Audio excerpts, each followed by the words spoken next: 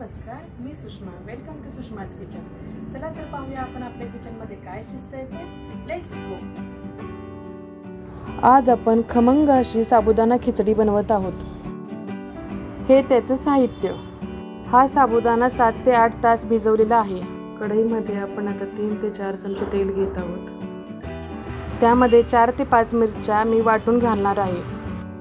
तुम्ही चिरूनही घालू शकता. काही लोक जिरे घालतात, तुम्हाला पाहिजे असेल तर तुम्ही घालू शकता. ते मी 2 ते 3 बटाटे चिरून घेतलेले आहेत. ते आपण आता या तेलामध्ये चांगले परतून घेणार आहोत. लाल होई तोपर्यंत परतायचे आहेत. कच्चा बटाटा घेतलेला आहे आपण. शिजवलेला बटाटा घेतला तर खूप मऊ होऊन जातो. आता आपण त्यामध्ये थोडंसं मीठ टाकलेलं आहे बटाटा शिजण्यासाठी.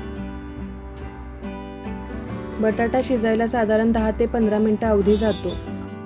ही खिचडी अगदी मोकळी आणि सॉफ्ट होते. साबुदाणा मी घालत आहे. तो 7 ते 8 तास भिजवलेला साबुदाणा आहे. त्यामध्ये अर्धी वाटी शेंगदाण्याचा कूट घालायचा आहे. शेंगदाणे चांगले खरपूस भाजून घेतलेले आहेत. त्यामध्ये चवीनुसार मीठ टाकायचं आहे.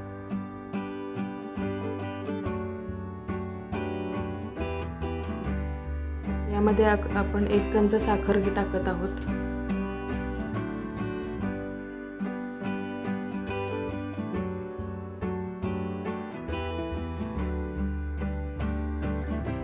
खिचडी सारखी परतत राहायचं आहे, नाहीतर साबुदाणा खाली चिकटू शकतो.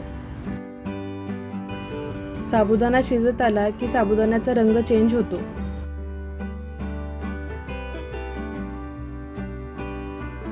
खिचडी बनवण्यासाठी साधारण 20 ते 25 मिनिटं वेळ जातो. चांगली शिजवून घे. साबुदाणा चांगला शिजला पाहिजे.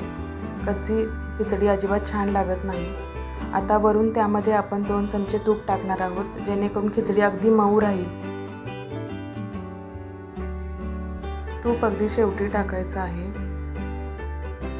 आता यामध्ये लिंबू टाकायचं आहे, जेणेकरून अजिबात चिकटपणा राहत नाही खिचडीला. खिचडीवर झाकण ठेवून आता 2 मिनिटं आपण वाफ देऊन घेणार आहोत. आता आपली खिचडी झालेली आहे. आपण सर्विंग बाउलमध्ये काढून घेऊया. हे पहा, खिचडी किती मोकळी आणि मऊ झालेली आहे. ते अशाच पद्धतीने खिचडी करून पहा आणि कमेंटमध्ये नक्की कळवा तुमची खिचडी कशी झाली ते.